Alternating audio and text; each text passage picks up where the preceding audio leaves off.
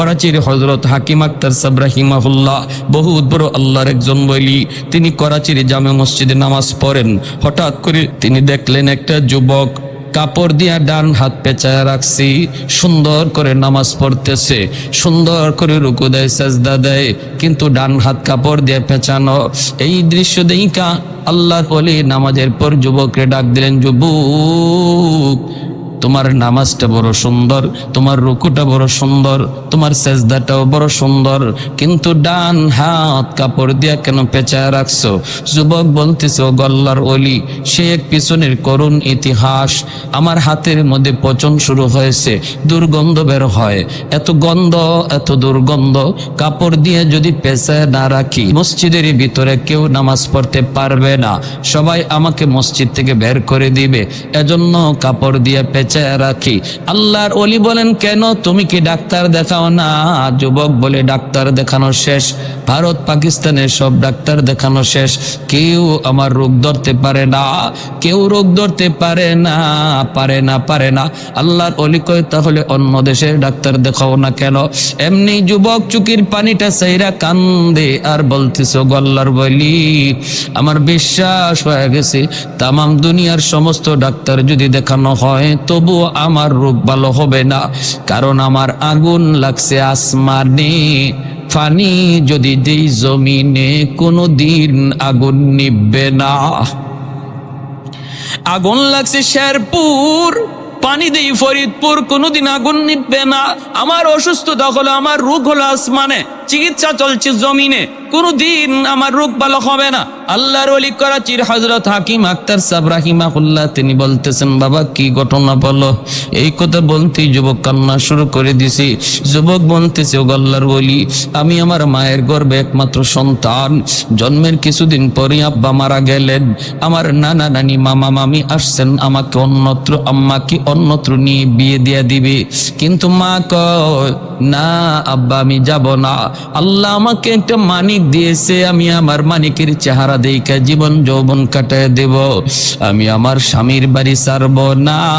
আমার আম্মা আমাকে দেখা তার জীবন যৌবন কাটায় দিল, মানুষের বাড়িতে কাজকর্ম কইরা আত্মীয় স্বজনের কাছ থেকে ধার আইনা আইনা আমার আম্মা আমাকে লেখাপড়া করাইল, আমি লেখাপড়া করলাম, আমি কলেজে গেলাম, ভার্সিটিতে গেলাম, সুন্দরী একটা মেয়ের সাথে আমার পরিচয় হয়ে গেল, এই সুন্দরী মেয়ের সাথে পরিচয় হইয়া এক পর্যায়ে বিয়ে করে ফেললাম, বিয়ে করে আমি বউ নিয়ে বাড়িতে চলে আসলাম।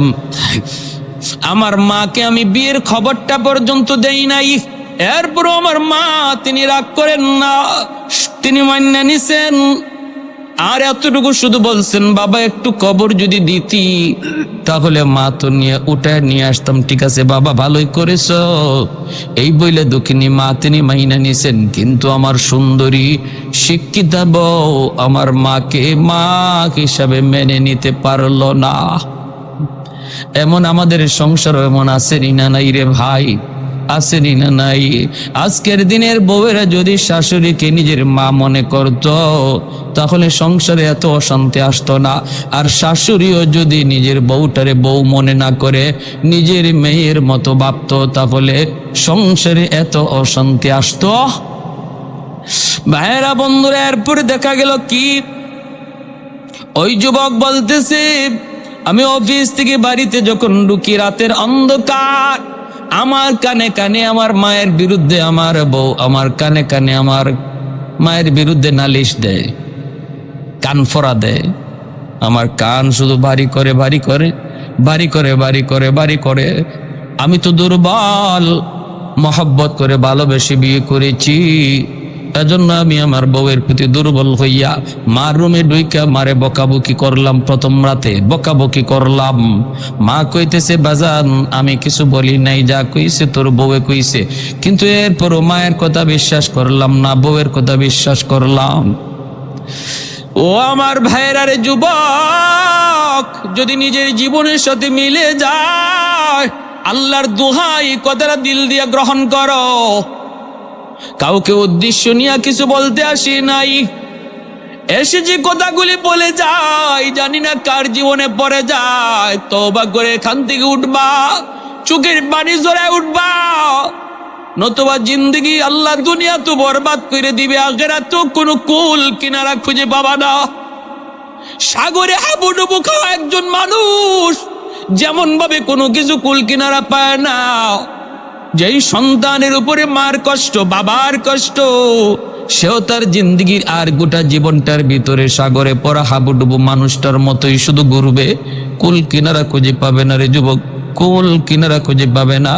ভাইরা বন্ধুরা, ওই যুবক বলতেছে গল্লার বলি, প্রথম রাত গেল আমি বকাবকি করলাম, দ্বিতীয় রাতে সেই আমি মার গায়ে হাত উঠে ফেললাম।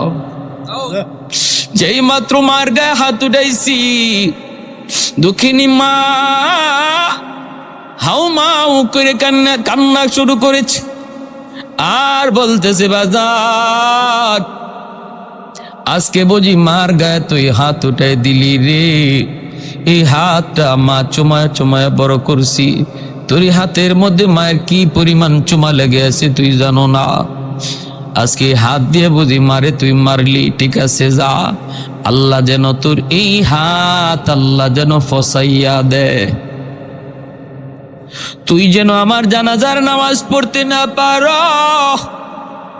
ওই যুবক বলতেছে আল্লাহর বলি, আমি তখনই টের পাইছি আমার পায়ের নিচের জমিনটা কাইপে উঠছি, আমার তখনই বুঝ হয়ে গেছে মার দোনোটা বদ্ধ আল্লাহর আরশে পৌঁছে গেছে। আমার মায়ার নবী কয়, বাপ মার দোয়া বদদোয়া আল্লাহর আরশে পৌঁছতে মাঝখানে বাধা থাকে না, বদ্ধ আল্লাহর আরশে পৌঁছে যায়। ওই যুবক বলতেছে, আল্লাহর ওলি কিছুদিন পর অফিস থেকে খবর পাইলাম আম্মা মারা গেছে, আমি জানাজা পড়ার জন্য বাড়ির দিকে রওনা দিলাম, কিন্তু রাস্তাঘাটে এত সমস্যা তৈরি হলো, অন্য কোনোদিন এত সমস্যা হয় না, বাড়িতে পৌঁছতে অনেক দেরি হয়ে গেল। আমি বাড়িতে ঢুকেই দেখি, গ্রামে ঢোকা মাত্রই দেখি মানুষজন একটা লাশ নিয়ে কবরস্থানের দিকে যাইতেছি। আমার বুঝ হয়ে গেছে জানাজা শেষ হয়ে গেছে, মানুষজন অনেক অপেক্ষা করেছে, আর কত করবি। আমি ভিতরে যাওয়া মাত্রই লোকজন কয়, বাবা অনেক অপেক্ষা করেছি রে বাজান, আর কত করব আর কত করব। এই বইলা মানুষজন কবরে নিয়ে গেছে, আমিও কান্দি। মানুষকে বলি, বাবা তোমাদের কোনো দোষ না, এটা আমার কপালের লিখন। আমি তখনই বুঝে গেছি মার দুইটা বদদোয়া, একটা বদদোয়া কবুল হয়ে গেছে, তুই যেন আমার জানাজার নামাজ পড়তে না পারো। আমি তো মায়ের জানাজা পড়তে পারি নাই, কত চেষ্টা করলাম জানাজা তো পারি নাই। এইবার দ্বিতীয় বদ্ধটা ছিল, তোর এই হাত যেন পৌঁছা যায়। আমি অপেক্ষায় আমি নিশ্চিত হয়ে গেছি মার দ্বিতীয় বদ্ধটাও কবুল হয়ে যাবে। ও আল্লাহর ওলি, কিছুদিন পরে আমি দেখতে পেলাম আমার ওই হাতের মধ্যে একটা ফোড়া দেখা দিছে, ফোড়া। এই ফোড়া থেকে পচন শুরু হয়েছে। অ্যান্টিবায়োটিক আনলাম, খাইলাম, কোনো লাভ হয় না। ডাক্তাররা নিজেরা বলতেছে, আমরা তো কিছুই বুঝি না, কেন তোমার রোগ ভালো হয় না, আমরা তো বুঝি না। আমি ডাক্তারকে বললাম, ডাক্তার তোমরা আমাদের রোগ না ধরতে পারলেও আমি আমার রোগ ধরে ফেলেছি। আমার রোগ হলো আসমানে, চিকিৎসা চলছে জমিনে। সেই দিন থেকে পচন উপরে উঠে, খালি উপরে উঠে। এইবার আমার ওই সুন্দরী বউ, যার মহব্বতে বইরা আমি মার গায়ে হাত উঠাইছি, আমার ওই সুন্দরী বউটাও আমারে ফালাইয়া বাপের বাড়ি চলে গেছে। মানুষজন আমাকে বাড়ি থেকে বের করে দিয়েছে, আত্মীয় স্বজন আমাকে বের করে দিয়েছে। এখন আমি রাস্তায় রাস্তায় ঘুরি, মসজিদে যায় কান্না করি। ওগো আল্লাহর ওলি, এবার বলুন আমার কোনো মা পাওয়ার উপায় আসেনি? এ যুবক মনে রাখো, যদি বাপ মার কলিজায় তুমি ব্যথা দেও, তাহলে একমাত্র আল্লাহর কাছ থেকে মাপ পাওয়ার উপায় হলো মারে বাবারে আবার খুশি করা। এছাড়া বিকল্প কোনো লাইনে আল্লাহরে খুশি করা যায় না। কারণ হলো জান্নাতুল বাকি, মদিনার কবর, ঠিক না? মদিনা শরীফের কবরের নাম কি? জান্নাতুল বাকির পাশ দিয়ে আমার রহমতের নবী যান। সাহাবায়ে কেরাম নবীর সাথে হঠাৎ করে আল্লাহর নবী অন্তর চোখে দেখতে পেলেন একটা যুবক কবরের ভিতরে আযাব ভোগ করতেছে, আগুনে পুড়তেছে, সাপের কামড় খাইতেছে। মা মা কয়া চিৎকার করে কাঁদতেছে। আল্লাহ নবীকে আল্লাহ পাক দেখায় দিছে, সাহাবীরা দেখে না। কবরের আযাব আছে, আল্লাহ মানুষকে দেখায় না। কেন দেখায় না? যদি মানুষকে আল্লাহ কবরের আযাব দেখাইতো তাহলে কবরের পাশ দিয়া কেউ সাহস করে যাইতো না। রাতের বেলা দূরের কথা, দিনের বেলাও কেউ কবরের পাশ দিয়া যাওয়ার সাহস করতো না। কবরস্থান দেখা যায়, এতটুকু দূরেও কেউ বাড়ি বানাইতো না। যদি কবরের আযাব আল্লাহ মানুষকে দেখাইতো, দুনিয়ার নিজাম উল্টা পাল্টা হয়ে যাইতো। এজন্য মানুষকে আল্লাহ পাক কবরের আযাব দেখায় না। কিন্তু গরু ছাগল কবরের আযাব টের পায়। মাঝে মাঝে দেখবেন কবরস্থান থেকে গরু ছাগল দৌড় দেয়। আল্লাহ নবী রহমতের নবী কয়, সাহাবীরা আমি দেখতেছি যুবকের আযাব, চলো আমি নবী তোমাদেরকে নিয়ে একটু মোনাজাত করি। আল্লাহ নবী মোনাজাত করলেন, মালিক তোমার কাছে হাত বাড়াই দিছি গো আল্লাহ, দয়া করে তুমি যুবকের আযাব বন্ধ করো। আল্লাহ পাক রব্বুল আলামিন আযাব বন্ধ করে না। মায়ার নবী আবার হাত উঠাইছেন, সাহাবীরা আমিন আমিন বলেন। এবারও আযাব বন্ধ হয় না। নবী আবার হাত উঠাইছেন, 3 বার হাত উঠাইছেন, তখনও আযাব বন্ধ হয় না। এইবার নবী জানতে চাইলেন, মালিক আমি হাত উঠাইতে দেরি, কবুল হতে দেরি হয় না, আজকে কি হলো? আমার কি হাতের দাম তোমার কাছে কমে গেল নাকি? আল্লাহ তুমি একটু বলো। এই কথা বলতে আল্লাহ কয়, না বন্ধু, তোমার হাতের দাম কমে নাই বন্ধু। এই যুবকের মা এখনো দুনিয়ায় জীবিত, মার মনে ভীষণ কষ্ট। মা যতক্ষণ পর্যন্ত তারে মাফ না দিবে, আমি আল্লাহ তুমি বন্ধুর দোয়াও কবুল করব না। আল্লাহ নবী সাহাবীদেরকে বলেন, দৌড়ায় তার মারে সালাম দাও। সাহাবীরা দৌড়ায় যায় তার মাকে সালাম দিলেন। মহিলা আসলো, আল্লাহ নবী কইতেছেন, মা গো কবরটা চিনুনি? মহিলা কয়, নবী গো চিনি, এটা আমার সন্তানের কবর। আল্লাহ নবী কয়, মা এই সন্তান বুঝি তোমার ভীষণ কষ্ট দিয়েছে, যার কারণে কবরের মধ্যে আযাব ভোগ করতেছে গো মা। চিৎকার করে করে আম্মা আম্মা করে ডাকতেছি। ও গো মা, সন্তানের পক্ষ থেকে আমি তোমার কাছে মাপ চাইতেছি, তারে মাফ করে দাও। এই সন্তান তো তোমারই। কত রাত সন্তানের মাথার পাশে দাঁড়ায় দাঁড়ায় রাত কাটাইছো, কত চোখের পানি জড়ায় ধরে আল্লাহর কাছে কাঁদছো সন্তানের সুস্থতার জন্য। এই সন্তানকে তুমি একটু মাফ করে দাও না, কবরের মধ্যে আযাব ভোগ করতেছি। আমি রহমতের নবী, কেমনে যাই, কেমনে চলে যাই তারে আযাবে রাইখা? আমি তো রহমতের নবী। হাত বাড়াইছি 1 বার না 3 বার, আল্লাহ আমার হাত ফিরায় দিছে। তুমি তারে মাফ না করলে আল্লাহ আমার সুপারিশটাও কবুল করে না। এই কথা বলতেই মহিলার চোখ থেকে দর দর করে পানি ঝরা শুরু হয়ে গেল। মহিলায় কান্দে আর কই, নবী গো আমি এরে মাফ করবো না, আমি এরে মাফ করবো না। কেন গো নবী জানেননি? এখনো আমার পিঠে মাইরের দাগ আছে, আমার পিঠে এখনো তার আঘাতের দাগ আছে, মাইরের দাগ। না গো নবী আমি দের মাফ করবো না। আল্লাহ নবী পড়ে গেলেন বেকায়দায়। নবীকে আল্লাহ, মার দিলটা শক্ত হয়ে গেছে, মায় মাফ করবে না।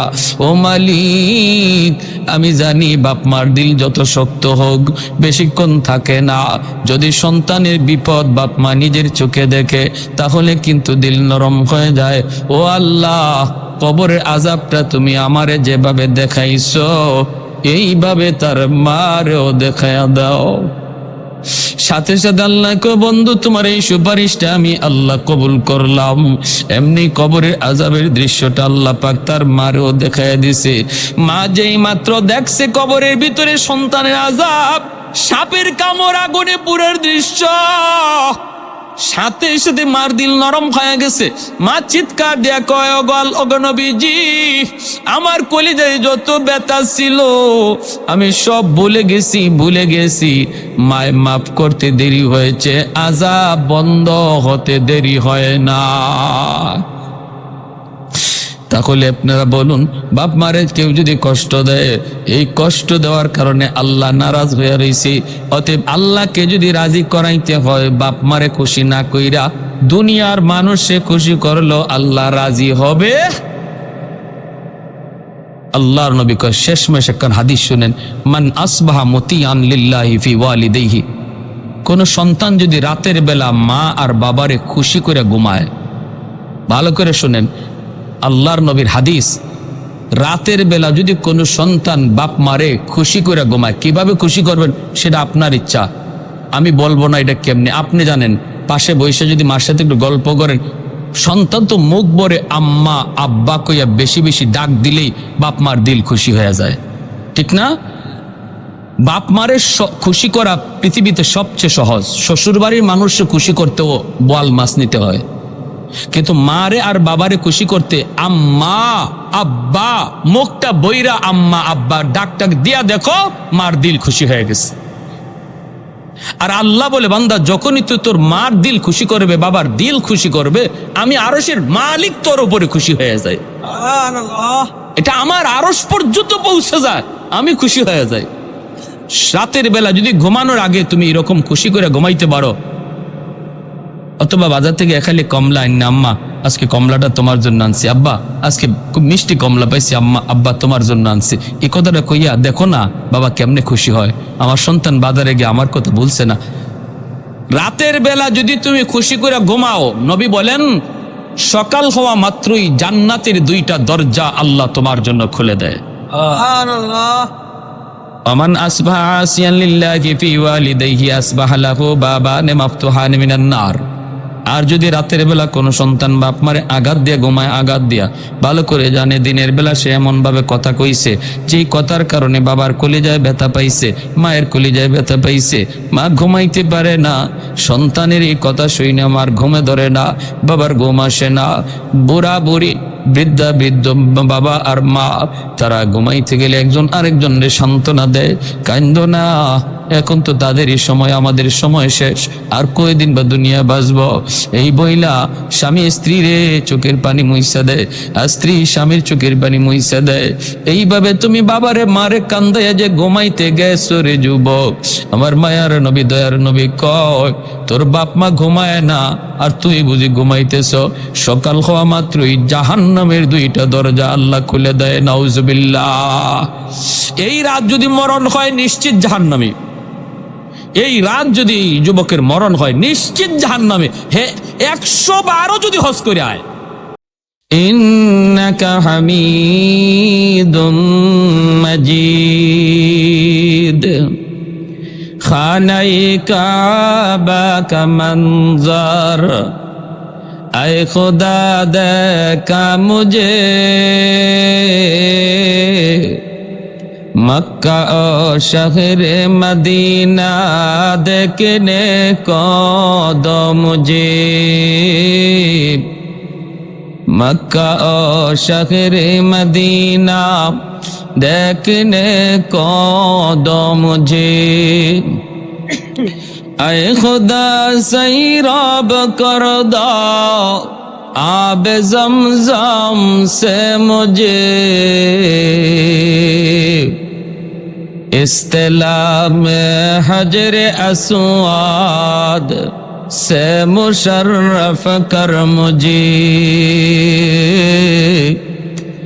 इस्तिलाम हजर अस्वाद से मुशर्रफ कर मुझे, गुंबद खदरा दिखा दो रोज़ाए अतहर मुझे, दरमियाने कब्र मिंबर गिरगिराने दो मुझे, दरमियाने कब्र मिंबर गिरगिराने दो मुझे। मोहब्बतेर साथे सबाई बोले आमीन। जबान खोले अल्प समय जिकिर करी ला इलाहा इल्लाल्लाह, ला इलाहा इल्लाल्लाह। मोहब्बतेर साथे ला इलाहा इल्लाल्लाह, ला इलाहा इल्लाल्लाह, ला इलाहा इल्लाल्लाह, ला इलाहा इल्लाल्लाह। तो दिल में तो आता है समझ में नहीं आता,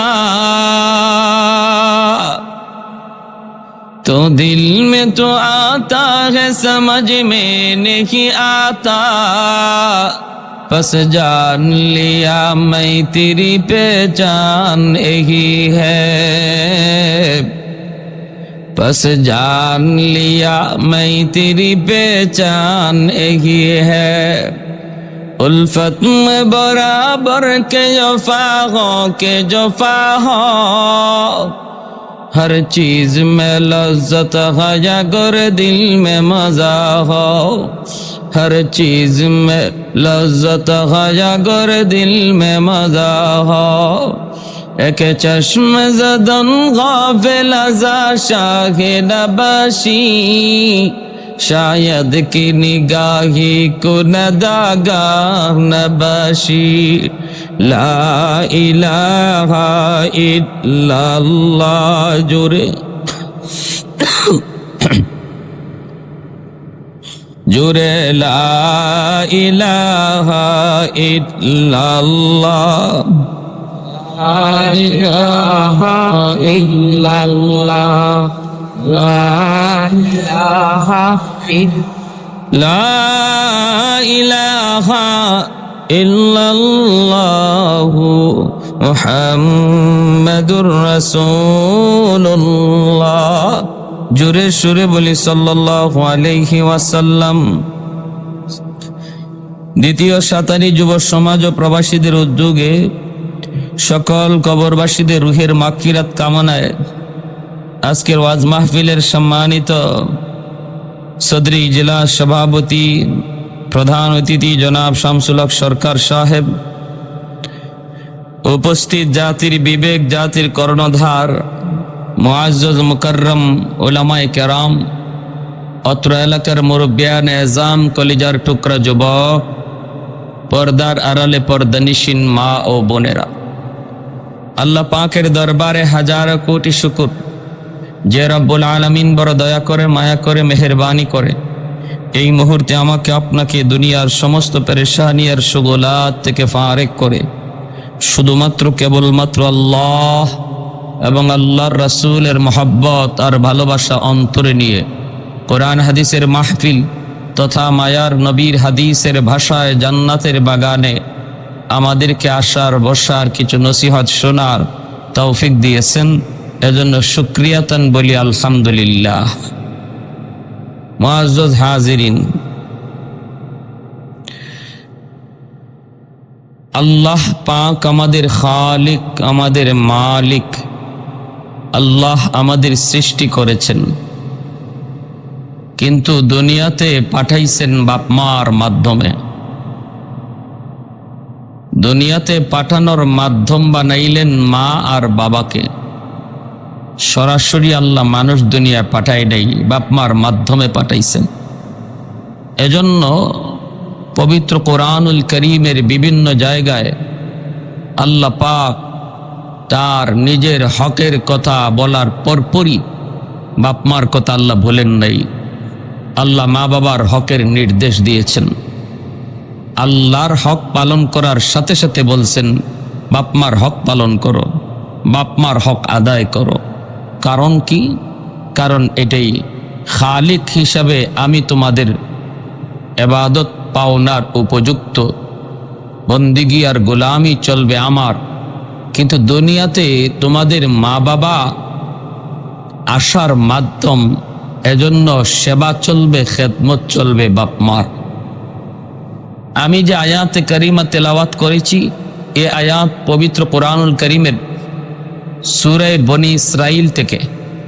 আল্লাহ পাক এই আয়াতগুলিতে তার হকের পরপরই বাপমার হকের বিস্তারিত আলোচনা করেছেন। প্রথম নির্দেশটি আল্লাহ দিয়েছেন ওয়াকাদা রাব্বুকা, তোমার রব আদেশ করেন আল্লাহ তা'বুদু ইল্লা ইয়্যাহ, গোলামি চলবে, বন্দেগি চলবে, মাথা ঝুঁকাবো একমাত্র আল্লাহর সামনে। এটা আল্লাহর প্রথম নির্দেশ। আমরা বন্দেগি করব কার? আল্লাহর। গোলামি করব কার? মাথা ঝুঁকাইব কার সামনে? আল্লাহর সামনে। আল্লাহর সামনে। এটা প্রথম, আল্লাহর প্রথম নির্দেশ। 2 নম্বর নির্দেশটাই দিচ্ছেন ওয়াবিল ওয়ালিদাইনি ইহসানা। শোনো, আমি আল্লাহর হক আদায় করা, আমার বন্দিগি পালন করা তোমাদের জন্য যতটা করণীয়, পরে নির্দেশটাও কম নয়, এটাও ততটা গুরুত্বপূর্ণ। সেটা হলো তোমরা তোমাদের মা বাবাকে ভুলবা না, বাপ মার সাথে ইহসানের সুন্দর আচরণ করো। যেরকম সুবহানাল্লাহ। নির্দেশটা কার? আল্লাহ। বাপ মার সাথে সুন্দর আচরণ করার নির্দেশ দিয়েছেন আল্লাহ। মুফাসসিরিনে কেরাম এই আয়াতের তাফসীরের কিতাবে লিখছেন, আল্লাহর বন্দেগী করা যেমন বান্দা হিসেবে আমাদের উপরে ফরজ, সন্তান হিসেবে বাপ মার সেবা করাও সন্তানের উপরে ফরজ। নামাজ পড়া যেমন ফরজ, মা বাবার সাথে ভালো আচরণ করা সন্তানের উপরে ফরজ। রোজা রাখা যেমন ফরজ, মার সাথে বাবার সাথে হাসি মুখে কথা বলা ফরজ। চোখ রাঙানো যাবে না, ধমক দিয়ে কথা বলা যাবে না, দাঁতে কিরিমিরি খেয়ে কথা বলা যাবে না, রাগ করা যাবে না। ইহসান শব্দের অর্থ কি? তাফসীরে কিতাবে লিখেন, ইহসান শব্দের সহজ অর্থ হলো তোমার মা, তোমার আব্বা তোমার সাথে কি আচরণ করলেন এটা তোমার দেখার বিষয়ই নয়। তুমি যখন বাপ মার সাথে আচরণ করবা, তখন আল্লাহ বলেন 100 ভালো আচরণ বাপ মার সাথে করো। সুবহানাল্লাহ। 100 তুমি কি পাইলা না পাইলা সেটা দেখার বিষয় নয়। যখন তুমি বাপ মাকে দিবা, তখন 100 দিবা। এটা আমি আল্লাহর নির্দেশ। যখন সুবহানাল্লাহ। সুবহানাল্লাহ। হ্যাঁ, যদি জুলুম হয়ে থাকে, কোন সন্তানের উপরে যদি বাপ মা ইচ্ছা করে জুলুম করে থাকে, ইচ্ছা করে যদি বাপ মা কোনো অন্যায় করে, এর বিচার আল্লাহর আদালতে হবে। কার আদালতে? মৃত্যুর পর আল্লাহর আদালতে হবে।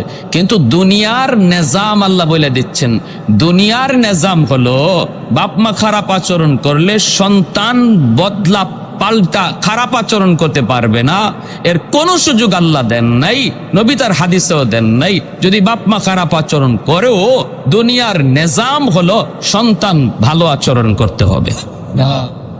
সুবহানাল্লাহি বিহামদিহি সুবহানাল্লাহিল আযীম। ইহসানের তাফসীর লিখতে যায় মুফাসসিরিনে কেরাম হয়রান হয়ে গেছেন। আমি অনেকগুলি পৃষ্ঠার সারমর্ম আপনাদেরকে বলছি, এত লম্বা আলোচনা করার সারমর্ম কেন, এত গুরুত্ব কেন?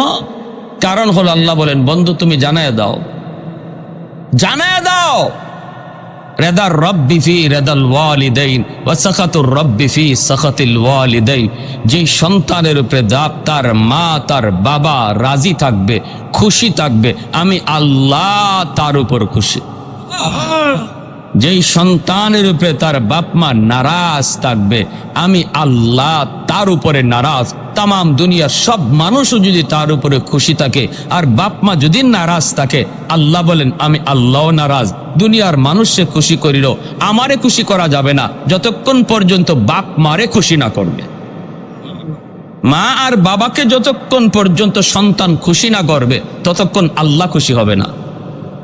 বলে কি নামাজ পড়ো? বলে না, পরিষ্কার সাফ সাফ নামাজ পড়ো আল্লাহরে খুশি করানো যাবে না, হজ কইরো আল্লাহকে খুশি করানো যাবে না, লক্ষ টাকা জাকাত দিও আল্লাহকে খুশি করা যাবে না। হ্যাঁ, এটা আমি আমার হক আদায় করেছি, আল্লাহর হুকুম মানছি, এগুলা লই আমি জান্নাতে যেতে পারবো না যদি বাপ মার মামলা থাকে কোনো সন্তানের উপরে। কোন সন্তানের উপরে যদি বাপ মার মামলা থাকে, আল্লাহর আদালতে তার জীবনের সমস্ত আমল এক জায়গায় আটক থাকবে। আল্লাহ বলবেন তোমার নামাজ, তোমার রোজা, তোমার হজ, এগুলা নিয়ে তোমার জান্নাতেই যাওয়ার কথা, কারণ এগুলা জান্নাতে যাওয়ার উপযুক্ত, কিন্তু আমি আল্লাহ পারি না, কারণ তোমার উপরে মা আর বাবার মামলা রয়েছে। এই মামলা ডিসমিস না করা পর্যন্ত আমি আল্লাহ তোমাকে জান্নাত দিতে পারি না। যেরকম সুবহানাল্লাহ। রেদার রব্বি ফি রেদাল ওয়ালিদাইন ওয়া সাখাতুর রব্বি ফি সাখাতিল ওয়ালিদাইন। এজন্যই মায়ের নবী, দয়ার নবী, রহমতের নবী, আমার আপনার নবী জিরানা নামক জায়গার ভিতরে নবীজি সাহাবায়ে কেরামদেরকে নিয়ে আল্লাহর নবী বসা। হঠাৎ করে সাহাবায়ে কেরাম তারা দেখেন আল্লাহর নবী তিনি বসা থেকে দাঁড়ায় গেলেন। নবীজি বসা থেকে দাঁড়ায় গেলেন। সাহাবায়ে কেরাম বলেন, আমরা দেখতেছি একজন বৃদ্ধা মহিলা লাঠিতে বর দিয়া মায়ার নবীর দিকে আসতেছেন। ওই বৃদ্ধা মহিলাকে দেখা মাত্রই মায়ার নবী তিনি বসা থেকে দাঁড়ায় গেলেন। আর ওই মহিলার সম্মানে আমার নবী দৌড় শুরু করে দিলেন। জোরে কোন সুবহানাল্লাহ। অথচ আল্লাহর নবী কারো সম্মানে দাঁড়ান না, কারণ আমার মায়ার নবীর চেয়ে সম্মানী আর কেউ হতে পারে না, ঠিক কি না? মায়ার নবী কারো সম্মানে দাঁড়ান না, কিন্তু এই জায়গায় নবীজি দাঁড়ায় গেলেন। শুধু দাঁড়াইলেন তা না, বরং ওই মহিলার সম্মানে আল্লাহর নবী সাহাবায়ে কেরামের জামাত রেখে নবী দৌড় শুরু করে দিলেন। সাহাবায়ে কেরাম বলেন, আমরাও পিছনে পিছনে গেলাম, আমরাও নবীজির পিছনে পিছনে গেলাম। যাইয়া আমরাও অবাক হয়ে তাকায় রইলাম। ওই বৃদ্ধা মহিলাকে আমরা কোনোদিন দেখি নাই, কোনোদিন আমরা তাকে দেখি নাই, চিনিও না। কে সেই বৃদ্ধা মহিলা? বাঁকা হয়ে গেছে, কোমর বাঁকা হয়ে গেছে, লাঠিতে বর দিয়া হাঁটতে হয়। মায়ার নবী, দয়ার নবী পাশে যাইয়া আল্লাহর নবী তার নবতী চাদর নিজের গা থেকে নবী খুলে ফেললেন। খুইলে নবী বলতেছেন, মা গো, তুমি কেন কষ্ট করে মুহাম্মদের দরবারে? তুমি যদি আমাকে খবর দিতা গো মা, মুহাম্মদ তোমার দরবারে হাজির হয়ে যেত। এই মহিলাই পবিত্র নবতী চাদর নিজের গা থেকে নবী খুলে ফেললেন।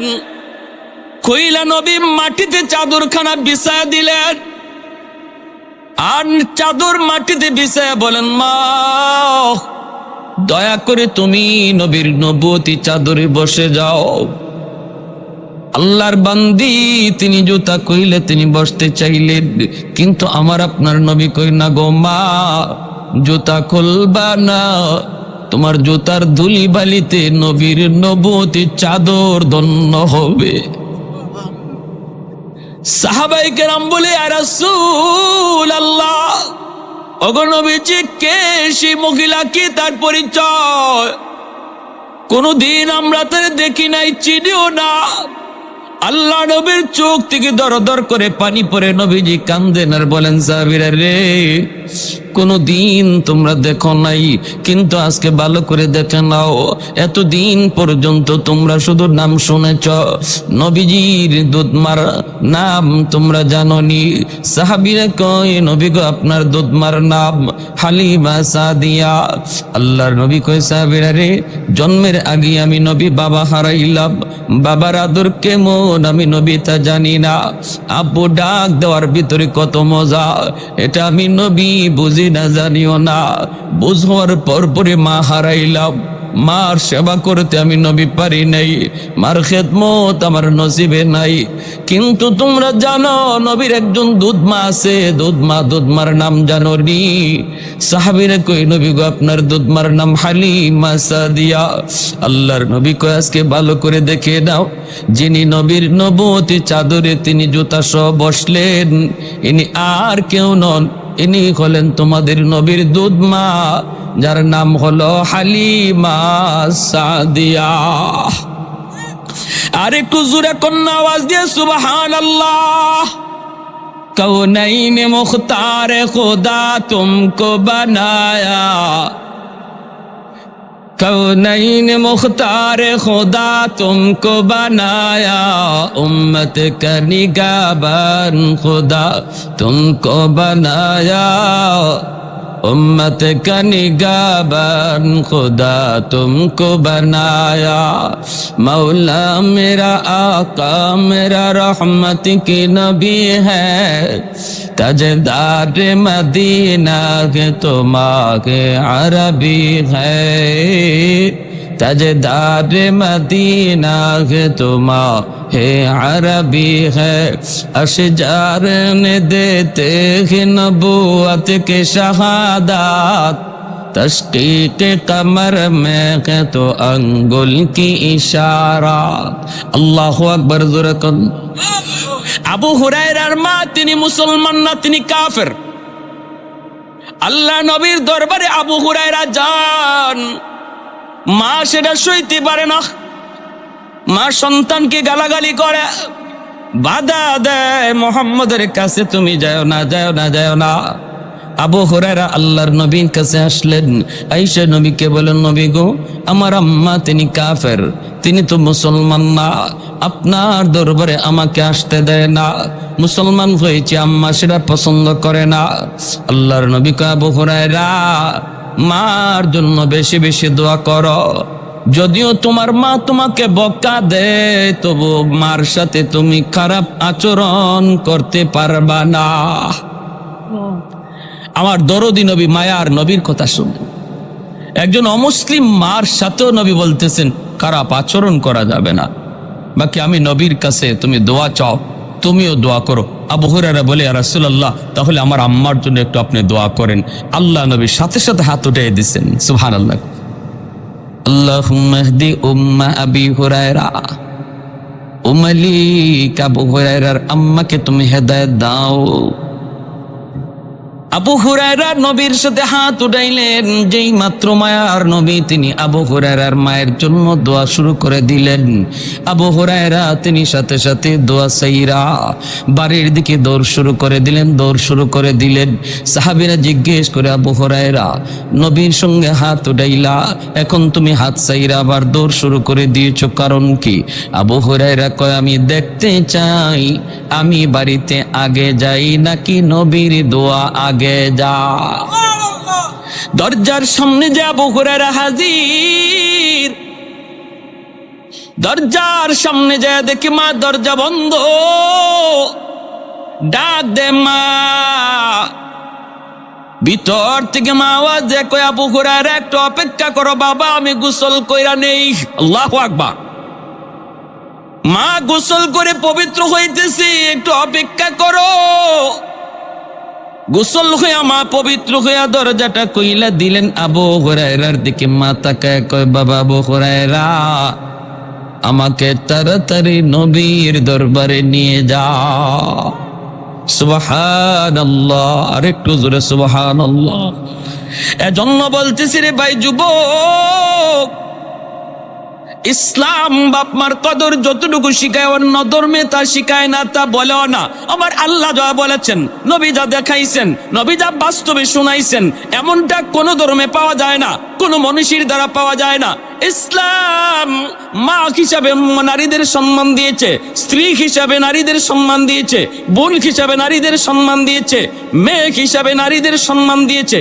আওয়াজ দিয়া বলেন ঠিক কি না আল জান্নাতু তাহতা আকদামিল উম্মাহাত নবী বলেন যুবকের দল কার সাথে বেয়াদবি করো কার মনে কষ্ট দাও কারে তুমি যন্ত্রণা দাও কারে তুমি বাদ দাও না কার গায়ে হাত উঠাও তার পায়ের নিচে আল্লাহ তোমার জান্নাত রেখে দিয়েছে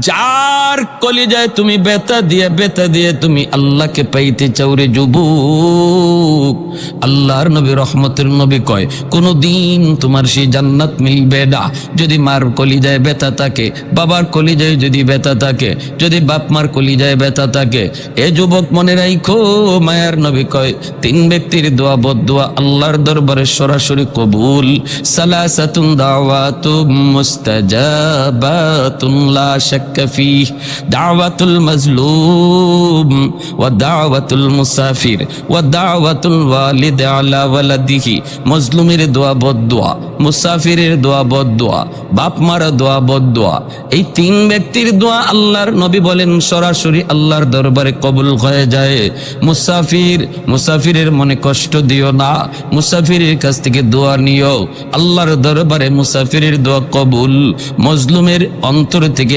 শব্দ বের করায়ও না গায়ে তোমার শক্তি আছে গোষ্ঠী তোমার বড় টাকা পয়সা তোমার বেশি, ক্ষমতা তোমার অনেক, এই বইলা তুমি সমাজের কোনো দুর্বল মানুষের গায়ে হাত উঠায়ও না, তারে ধমক দিও না রে গোলাম।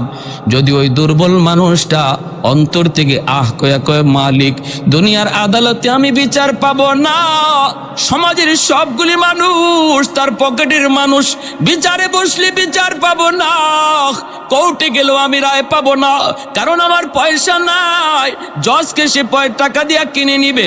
ও মালিক, দুনিয়ার আদালত বাদ দিলাম, তোমার আদালতে মামলা দিলাম। যদি এমন কোনো কথা কোনো দুর্বল কয়ে বসে, মনে রাখবা তোমার জীবনের হজ, তোমার জীবনের রোজা, তোমার জীবনের যাকাত, তোমার জীবনের নামাজ সবকিছু আল্লাহর আদালতে আটকা পড়ে থাকবে। ওই মজলুমের শব্দ আল্লাহর আদালতের ফাইলে জমা হয়, মাঝখানে কেউ তারে বাধা দেয় না, কেউ তারে আটকাইতে পারে না। ঠিক তেমনি ভাবে বাপ মার অন্তরের থেকে দোয়া, এই দোয়াও আল্লাহর দরবারে সরাসরি কবুল। বাপ মার অন্তরের বদদোয়া, এটাও আল্লাহর দরবারে সরাসরি কবুল। তোমার জীবনে কেন সফলতা পাও না, কেন তুমি লাভ দেখো না, কেন তুমি সামনে অন্ধকার পাও?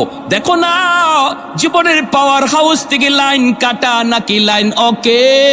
এই যে লাইট লাগাইলাম, লাইট লাগাইছি, জ্বলবে কি জ্বলবে না পরে চিন্তা করতে হবে। ফ্যান লাগাইলাম, চালাইতে যদি হয়, পাওয়ার হাউস থেকে যদি লাইন ওকে করি তাহলে এই লাইট জ্বলবে, ফ্যান ঘুরবে। যদি আমি পাওয়ার হাউস থেকে লাইন ওকে না করি, এই লাইট কিন্তু জ্বলবে না, ফ্যান কিন্তু ঘুরবে না। যদি এই লাইট জ্বালাইতে হয়, ফ্যান যদি ঘুরাইতে হয়, পাওয়ার হাউস থেকে লাইন ওকে করো। তোমার আমার জীবনে আল্লাহ পাক কিছু বাতি লাগায় দিছে, ওই বাতিগুলা যদি যুবক তোমার জীবনে জ্বালাইতে হয়, তাহলে জীবনের পাওয়ার হাউস হলো বাপ মা। ওই বাপ মা থেকে লাইন জীবনের ওকে রাখো। জীবনের বাতি জ্বালায়া দিবে কে? আর একটু জোরে মালিকের নাম কে? জীবনের বাতি জ্বালায়া দিবে কে?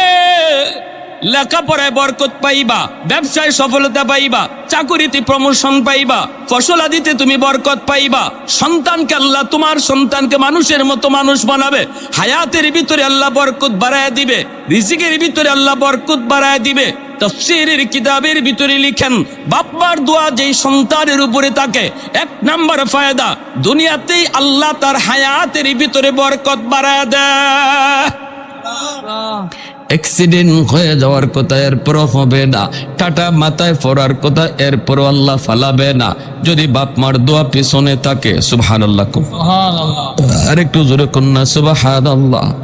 আর যদি বাপ মার বদ্ধ অন্তর থেকে আসে, রে যুবক, যা হওয়ার ছিল না বিপদ, এই বিপদটা তোমার উপরে এসে পড়ব, এটাও তোমার উপরে এসে পড়ব, লেখাপড়ার ভিতরে তুমি বরকত পাইবা না। এজন্য যুবক বলতেছে, একটু মনোযোগ দিয়ে শোনো, আল্লাহ বলতেছেন, এ দুনিয়ার সন্তানের দল, কেমন করে তোমরা বাপ মার সাথে ভালো আচরণ করবা, আমি আল্লাহ নিজে তাফসীর করে বলতেছি, শোনো।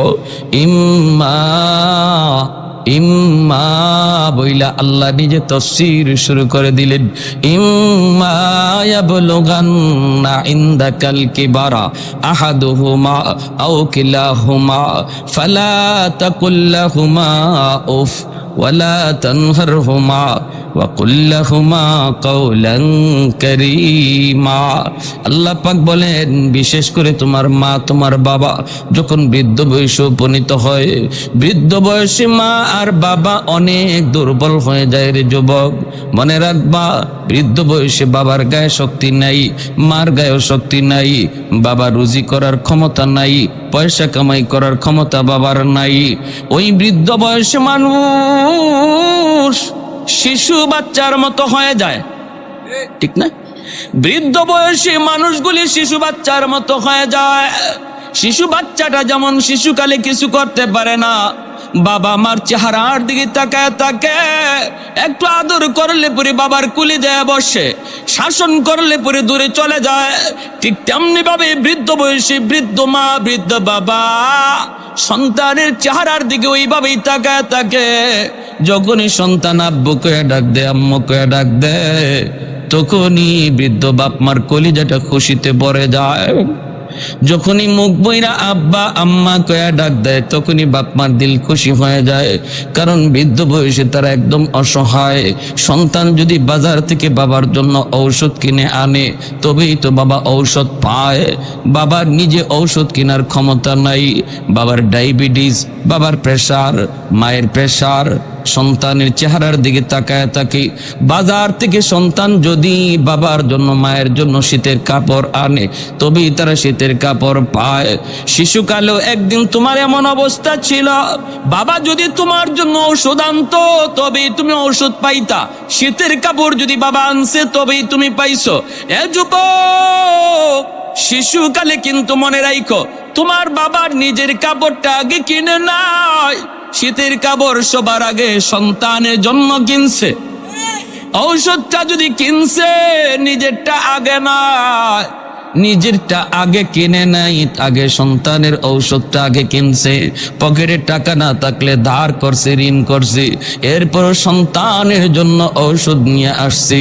আল্লাহ পাকের জন্যই বৃদ্ধকালের কথাটা আলাদাভাবে উল্লেখ করে বলতেছেন, দুনিয়ার সন্তানের দল, বৃদ্ধ বয়সে বাপ মার দিকে আলাদা নজর রাখো। শিশুকালে তোমার মা তোমার বাবা যেইভাবে তোমার জিনিসটা আগে পূরণ করেছে, বৃদ্ধ বয়সে বাপ মার জিনিসটা তুমি আগে পূরণ করবা। وَيَسْأَلُونَكَ مَاذَا يُنْفِقُونَ قُلْ مَا أَنْفَقْتُمْ مِنْ خَيْرٍ فَلِلْوَالِدَيْنِ وَالْأَقْرَبِينَ। পবিত্র কুরআনুল কারীমের সূরা বাকারার ভিতরে আল্লাহ বলে, ও বন্ধু, মানুষেরা তোমাকে জিজ্ঞেস করে সম্পদ কোন খাতে ব্যয় করবে, টাকা পয়সা কোন জায়গায় খরচ করবে। আমি আল্লাহ 5টা জায়গার কথা বইলা দেই। তোমার বেতনের টাকা দিয়া তুমি কি কাজ করবা, তোমার রুজির টাকা দিয়া তুমি কোন জায়গায় খরচ করবা। আল্লাহ পাক বলে, বন্ধু, তোমাকে মানুষ জিগায়, জবাব তুমি দাও, তোমার দেওয়া লাগবে না, আমি আল্লাহ জবাব দিতেছি। আল্লাহু আকবার জোরে বলেন। ফালিলওয়ালিদাইন, আল্লাহ বলেন, বন্ধু, মানুষদের কি জানায় দাও, নিজের টাকা সবার আগে খরচ হবে বাপ মার জন্য। নিজের টাকা সবার আগে খরচ হবে কার জন্য? সবার আগে খরচ হবে কার জন্য? কথাটা কার?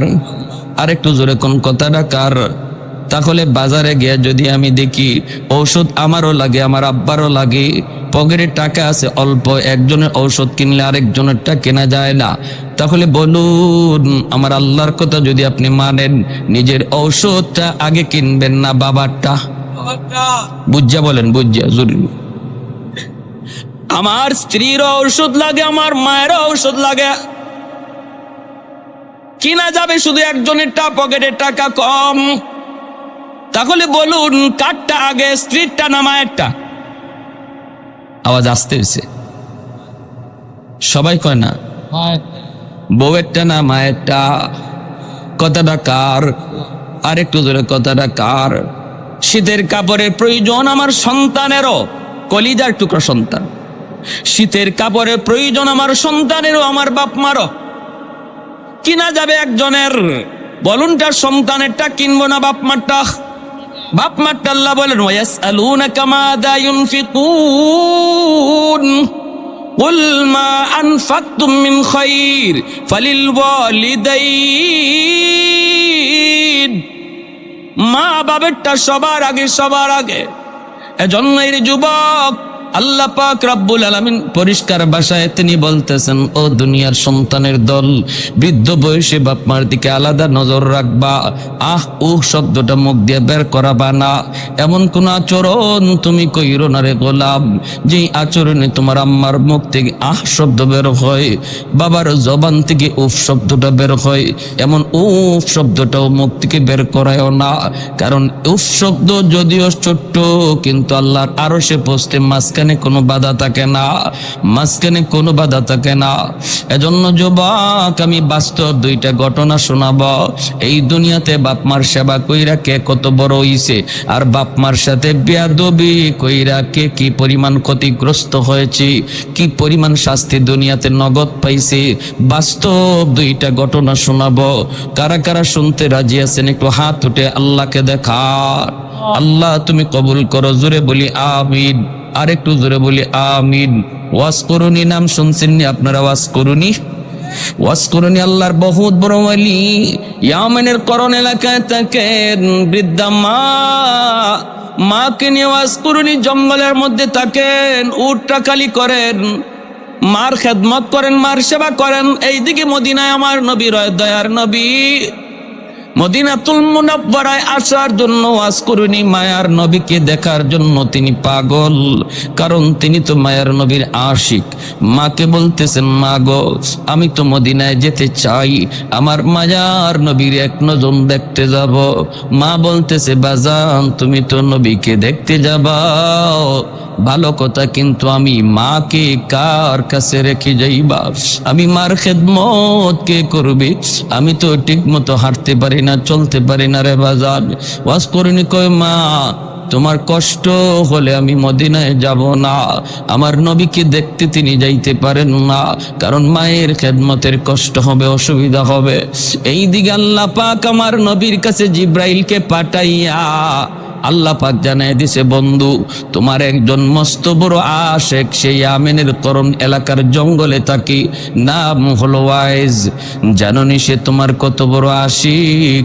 সে মস্ত বড় আশিক, কিন্তু মার খেদমতের কারণে তোমাকে দেখতে পারে না। এ বন্ধু, মার খেদমতের নির্দেশ তো আমি আল্লাহ দিয়েছি, আমার নির্দেশ মানতে যায় তোমাকে দেখতে পারে না। এজন্য আমি আল্লাহ তার মার দোয়ার বদৌলতে তারে জগতের শ্রেষ্ঠ অলিদের খাতায় নাম লিখে দিছি। তার মা হাত উঠায় কইছে, মালিক আমার ওয়াইজের জন্য আমি কিছুই দিতে পারি না, কিন্তু এই দুইটা হাত তোমার দরবারে উঠায় দিলা। আল্লাহ আমার ওয়াইজকে তুমি শুধু অলি বানাইলে আমি খুশি না গো মালিক, জগতের অলিদের সর্দার তুমি বানায় দিও। আল্লাহ পাক রব্বুল আলামিন কয়, বন্ধু আমি তারে জগতের অলিদের শ্রেষ্ঠ অলি বানায় দিছি, সে তোমার মস্ত বড় আশেক। শুধু সে আশেক নয়, আমি তারে মুস্তাজাবুদ দাওয়া বানায় দিছি। সে হাত উঠাইতে দেরি হয়, কিছু চাইতে দেরি হয়, কবুল হতে দেরি হয় না। মুস্তাজাবুদ দাওয়া কাকে বলে? যে হাত তুলতে দেরি, কবুল হতে দেরি হয় না।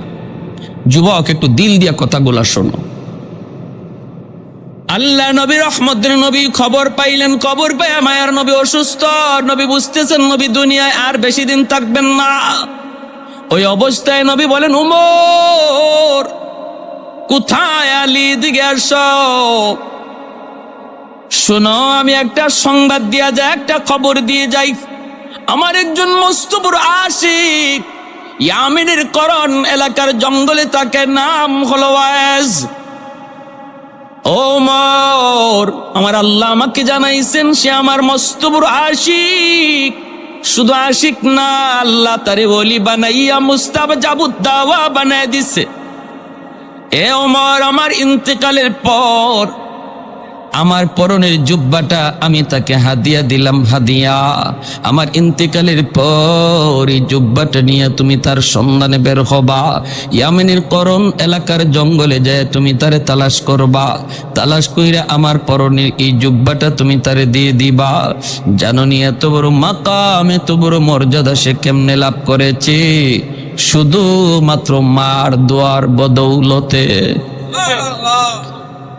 হযরত ওমর কয়, নবী গো চিনব কেমন করে? আল্লাহ নবী কয়, তার চেহারাটা এমন, তার বডিটা এমন, তার চুলটা এমন, তার হাতটা এমন, তার পাটা এমন। হাতের ডান হাতের তালুতে একটা সাদা দাগ দেখতে পাইবা। হযরত ওমর কয়, ইয়া রাসূলুল্লাহ আপনি নিজে বলতেছেন সে কোনোদিন আপনাকে দেখে নাই, আপনিও তারে দেখেন নাই গো নবী, কেমন করে তার চেহারার পরিচয় দিচ্ছেন, বডির পরিচয় দিতেছেন? আল্লাহর নবী রহমতের নবী কয়, ওমর রে আমার আশিক স্বপ্ন যুগে আল্লাহ আমাকে বহুবার দেখা দিছে। মান রাআনি ফিল মানাম ফাকাদ রাআনি ফাইন্নাশ শাইতানা লা ইয়াতামাসসালু বি। আল্লাহর নবী রহমতের নবী বলেন, কেউ যদি স্বপ্নে আমি নবীকে দেখে যেন সে বাস্তবেই আমাকে দেখলো, আর যে স্বপ্নে নবীকে দেখলো তার জন্য জাহান্নাম হারাম হয়ে যায়। আল্লাহর নবীর স্বপ্নে যে দেখবে তার জন্য জান্নাত ওয়াজিব হয়ে যাবে, জাহান্নাম হারাম হয়ে যাবে। নবীকে স্বপ্নে দেখার একটা বহুত বড় আমল বুজুর্গানে কেরাম বলছেন, ঘুমানোর আগে যদি কেউ রেগুলার প্রতিদিন এশার নামাজ পইরা যখন ঘুমায় 100 বার দুরূদ শরীফ পইরা যদি সে ঘুমায়, 100 বার দুরূদ শরীফ পইরা যদি কেউ ঘুমায় প্রতিদিন, তাহলে ফুকাহাগণ সুফিয়ানে কেরামগণ বলেন মৃত্যুর আগে আগে আল্লাহ তারে স্বপ্ন যুগে নবীরে স্বপ্নে দেখাইয়া দিবে। পারবো না এই আমলটা করতাম ইনশাআল্লাহ। ছোট্ট দুরূদ শরীফ, ছোট্ট লম্বা দুরূদ শরীফ পড়া লাগবে না। সাল্লাল্লাহু আলাইহি ওয়াসাল্লাম, সাল্লাল্লাহু আলাইহি ওয়াসাল্লাম। কোন সবাই সাল্লাল্লাহু আলাইহি ওয়াসাল্লাম, এই দুরূদ শরীফ হয়ে গেল। সাল্লাল্লাহু আলাইহি ওয়াসাল্লাম একবার, আবার সাল্লাল্লাহু আলাইহি ওয়াসাল্লাম 2 বার, আবার সাল্লাল্লাহু আলাইহি ওয়াসাল্লাম 3 বার। এভাবে আপনি একটা কিলিয়ে তসবির দানা লইয়া 100 বার প্রতি রাত ঘুমাইবার আগে পইরা পইরা ঘুমাইয়েন। আল্লাহ আপনাকে ঘুমন্ত অবস্থায় স্বপ্নে নবীর সাথে দিদার নসিব করায় দেয়। হযরত ওমর ফারুক রাদিয়াল্লাহু তাআলা আনহু কয়, ইয়া রাসূলুল্লাহ, কেমনে দেখলেন? নবী বলেন, স্বপ্ন যুগে আল্লাহ আমাকে দেখায় দিছে আল্লাহর নবীর পরনের জুব্বা। হযরত ওমর নবীর ইন্তেকালের পর এই জুব্বা নিয়ে তিনি রওনা দিয়ে দিলেন। সঙ্গে আছেন আলী। ইয়ামেন ঢুকলেন, করণ এলাকায় আসলেন। মানুষকে জিজ্ঞেস করেন, তোমরা ওয়াইজ নামে কাউরে চিনোনি? কেউ কয় না, চিনি না, চিনি না। একজন রাখাল কয়, হ, একজন ওয়াইজ নামে একটা লোক আছে, আমরা যারে পাগল বলে ডাকি। জঙ্গলের ভিতরে থাকে, সাধারণভাবে আমাদের মতো চলাফেরা করে না। জঙ্গলের ভিতরেই তাকে একটা উট রাখালি করে, আর তার মা আছে বৃদ্ধা মা। মাকে নিয়ে ওখানে একটা ঝুপড়ির মধ্যে থাকে। মাঝে মাঝে তারে জঙ্গলের ভিতরে সেজদারত অবস্থায় কানতে শোনা যায়। সেজদারত অবস্থায় তারে কানতে শোনা যায়। যখনই সে সেজদায় কান্দে গো, তখনই আমাদের পশু, আমাদের উটগুলিও কান্না শুরু করে, খানা তারা বন্ধ করে দেয়। তার কান্নার সাথে সাথে পশু পাখিগুলি স্তব্ধ হয়ে যায়।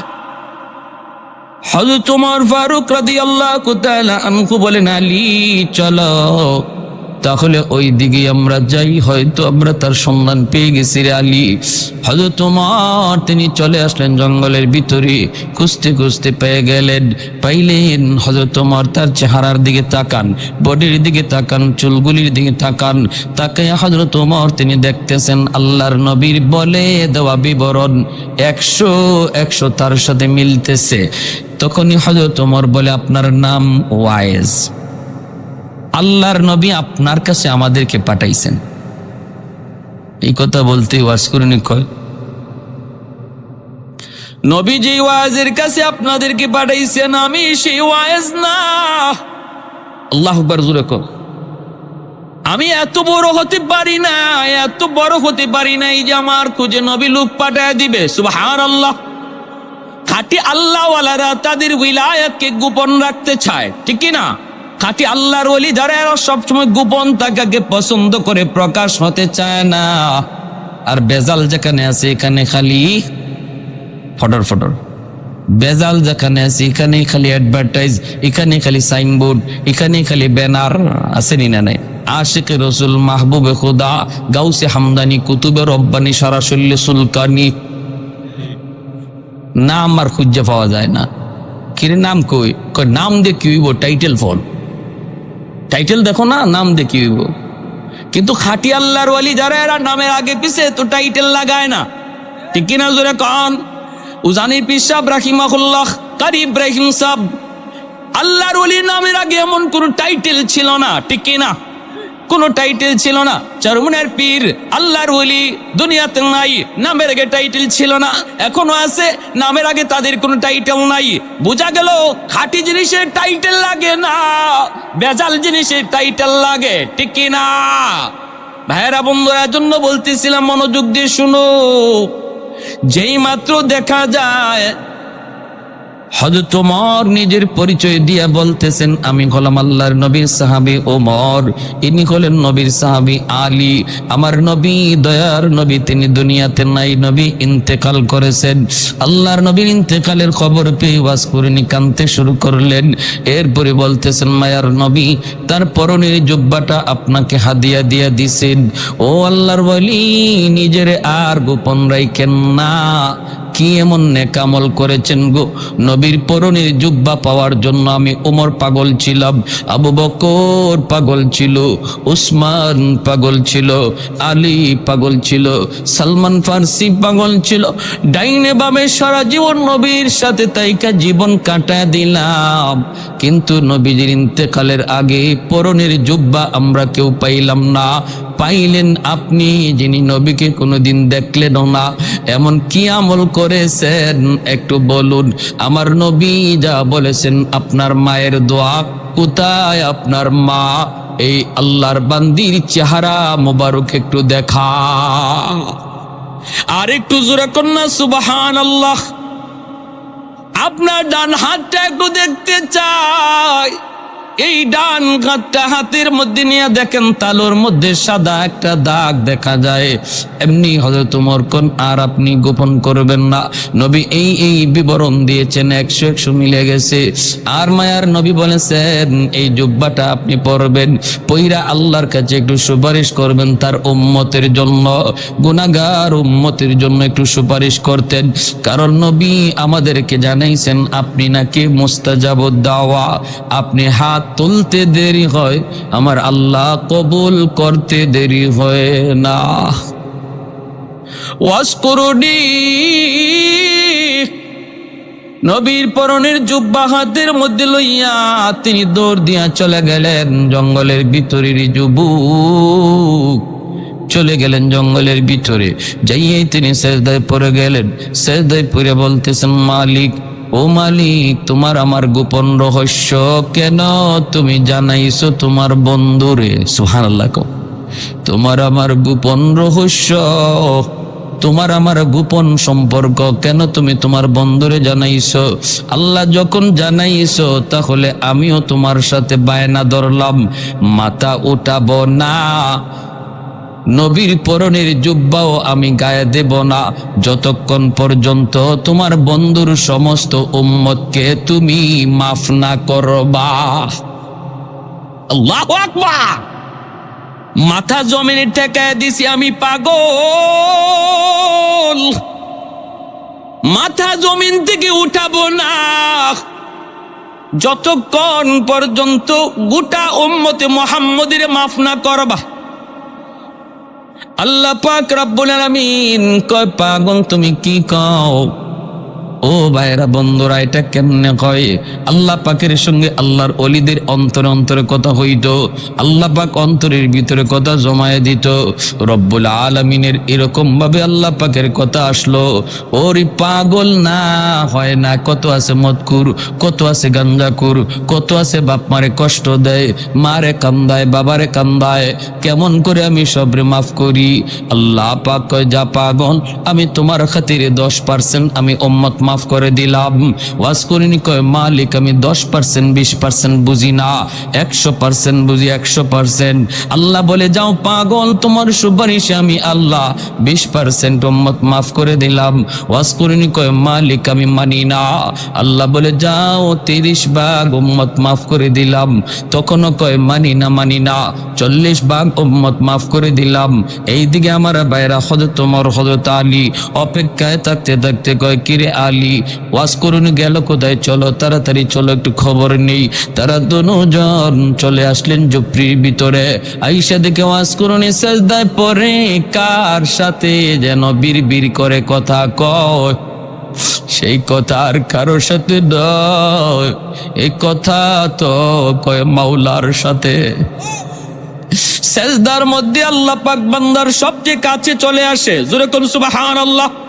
আল্লাহ নবী কয় সেজদার মধ্যে আল্লাহ পাক তার বান্দার খুব বেশি কাছে চলে আসে, এজন্য সেজদার হালতে আল্লাহর কাছে যা চাইবা আল্লাহ তাই পূরণ করে দিবে। ওয়াজকুরুনি, সেজদা যায় কার সাথে বিড়বিড় করে যেন কথা কয়। হযরত ওমর আইসে ডাক দিয়া দিলেন, ওগো আল্লাহর ওলি, কোথায় আমাদেরকে রেখে আপনি চলে আসলেন? যেই মাত্র ডাকটা দিলেন সাথে সাথে আল্লাহর সাথে কথা কওয়ার যে লাইন ছিল, লাইনটা কাট আপ হয়ে গেছে। ওয়াজকুরুনি সেজদা থেকে ওইটা বলতেছে, ওগো নবীর সাহাবী, আর একটু সময় যদি আপনারা ধৈর্য ধরতেন তাহলে আমি আমার মাওলার কাছ থেকে 100 ভাগ উম্মত মাফ করে লইতা। मैं तालिब मौला हूँ मेरे इश्क़ निराला, मैं तालिब मौला हूँ मेरे इश्क़ निराला, है जुमला जहाँ जिनके तजल्ली से उजाला, है जुमला जहाँ जिनके तजल्ली से उजाला, मादर जो जहाँ गैर खुदा यार नदारम, जुज़ियाद खुदाई चे दिगर कार नदारम, जुज़ियाद खुदाई चे দিগর কার নদরম মা মস্ত শুভ। আমার ভাইরা বন্ধুরা জন্য মনোযোগ দিয়ে একটু খেয়াল করে কথাগুলি শোনো। মায়ের দোয়ার বদৌলতে ওয়াজকুরুনি এত বড় সম্মানী, এত বড় ইজ্জতওয়ালা, এত বড় ওলি, এত বড় মুস্তাজাবুদ দাওয়া হইছে মায়ের দোয়ার বদৌলতে, ঠিক কিনা? এজন্যই ভাইরা আব্দুল কাদের জিলানী, খাজা মঈনুদ্দিন চিশতির মতো হাজারো আব্দুল কাদের জিলানীর যদি আপনি ঘরে দাওয়াত দেন আর ওনাদেরকে দাওয়াত খাওয়ায় যদি বলেন হাত উঠে মোনাজাত করেন আমার জন্য, আর পাশের ঘরে যদি আপনার মা আপনার বাবা যদি তোমার জন্য হাত উঠায়, আমার মায়ার নবীর হাদিস, নবী বলেন আব্দুল কাদের জিলানীর দোয়া কবুল হবে কি হবে না কোনো গ্যারান্টি নাই, কিন্তু মার দোয়া বাবার দোয়া কবুল হবে এর গ্যারান্টি আছে। বাপ মার দোয়া কবুল করার গ্যারান্টি দিয়েছেন মায়ার নবী, যেই নবী জীবনে কোনোদিন মিথ্যা বলেন না, ঠিক কিনা জোরে বলেন? অতএব বাপ মার কাছ থেকে দোয়া নিও। যদি জীবনে সফলতা চাও, ব্যবসায় যদি উন্নতি চাও, যদি তোমার জীবনের বাতি তুমি জ্বালাইতে চাও, বাপ মার দোয়া ছাড়া বদদোয়া নিলে দুনিয়া অন্ধকার, আখিরাত অন্ধকার। একটা বাস্তব ঘটনা শুনেন, যেই সন্তান মারে কষ্ট দিয়েছিল, করাচির হযরত হাকিম আক্তার সাহেব রাহিমাহুল্লাহ, বহুত বড় আল্লাহর একজন ওলি, তিনি করাচির জামে মসজিদে নামাজ পড়েন। হঠাৎ করে তিনি দেখলেন একটা যুবক কাপড় দিয়া ডান হাত পেঁচায় রাখছি, সুন্দর করে নামাজ পড়তেছে, সুন্দর করে রুকু দেয়, সাজদা দেয়, কিন্তু ডান হাত কাপড় দিয়ে পেঁচানো। এই দৃশ্য দেখা আল্লাহর ওলি নামাজের পর যুবককে ডাক দিলেন, যুবক তোমার নামাজটা বড় সুন্দর, তোমার রুকুটা বড় সুন্দর, তোমার সেজদাটাও বড় সুন্দর, কিন্তু ডান হাত কাপড় দিয়া কেন পেঁচায় রাখছো? যুবক বলতেছে, ও আল্লাহর ওলি, সে এক পিছনের করুণ ইতিহাস। আমার হাতের মধ্যে পচন শুরু হয়েছে, দুর্গন্ধ বের হয়, এত গন্ধ, এত দুর্গন্ধ, কাপড় দিয়ে যদি পেঁচায় না রাখি মসজিদের ভিতরে কেউ নামাজ পড়তে পারবে না, সবাই আমাকে মসজিদ থেকে বের করে দিবে, এজন্য কাপড় দিয়ে পেঁচায় রাখি। আল্লাহর ওলি বলেন, কেন তুমি কি ডাক্তার দেখাও না? যুবক বলে, ডাক্তার দেখানো শেষ, ভারত পাকিস্তানের সব ডাক্তার দেখানো শেষ, কেউ আমার রোগ ধরতে পারে না, কেউ রোগ ধরতে পারে না, পারে না, পারে না। আল্লাহর ওলি কয়, তাহলে অন্য দেশের ডাক্তার দেখাও না কেন? এমনি যুবক চুকির পানিটা চাইরা কান্দে আর বলতেছে, ও আল্লাহর ওলি, আমার বিশ্বাস হয়ে গেছে তামাম দুনিয়ার সমস্ত ডাক্তার যদি দেখানো হয় তবু আমার রোগ ভালো হবে না, কারণ আমার আগুন লাগছে আসমানে, পানি যদি দেই জমিনে কোনো দিন আগুন নিভবে না। আগুন লাগছে শেরপুর, পানি দেই ফরিদপুর, কোনোদিন আগুন নিভবে না। আমার অসুস্থতা হলো, আমার রোগ হলো আসমানে, চিকিৎসা চলছে জমিনে, কোনদিন আমার রোগ ভালো হবে না। আল্লাহর ওলি করাচির হযরত হাকিম আক্তার সাহেব রাহিমাহুল্লাহ তিনি বলতেছেন, বাবা কি ঘটনা বলো। এই কথা বলতেই যুবক কান্না শুরু করে দিছে। যুবক বলতেছে, ও আল্লাহর ওলি, আমি আমার মায়ের গর্ভে একমাত্র সন্তান। জন্মের কিছুদিন পরে আব্বা মারা গেলেন। আমার নানা নানি মামা মামি আসছেন আমাকে অন্যত্র, আম্মাকে অন্যত্র নিয়ে বিয়ে দিয়ে দিবে। কিন্তু মা কয়, না আব্বা আমি যাব না। আল্লাহ আমাকে একটা মানিক দিয়েছে, আমি আমার মানিকের চেহারা দেখা জীবন যৌবন কাটায় দেব। আমি আমার স্বামীর বাড়ি ছাড়ব না। আমার আম্মা আমাকে দেখা তার জীবন যৌবন কাটায় দিল। মানুষের বাড়িতে কাজকর্ম কইরা, আত্মীয় স্বজনের কাছ থেকে ধার আইনা আইনা আমার আম্মা আমাকে লেখাপড়া করাইল। আমি লেখাপড়া করলাম, আমি কলেজে গেলাম, ভার্সিটিতে গেলাম। সুন্দরী একটা মেয়ের সাথে আমার পরিচয় হয়ে গেল। এই সুন্দরী মেয়ের সাথে পরিচয় হইয়া এক পর্যায়ে বিয়ে করে ফেললাম। বিয়ে করে আমি বউ নিয়ে বাড়িতে চলে আসলাম। আমার মাকে আমি বিয়ের খবরটা পর্যন্ত দেই নাই।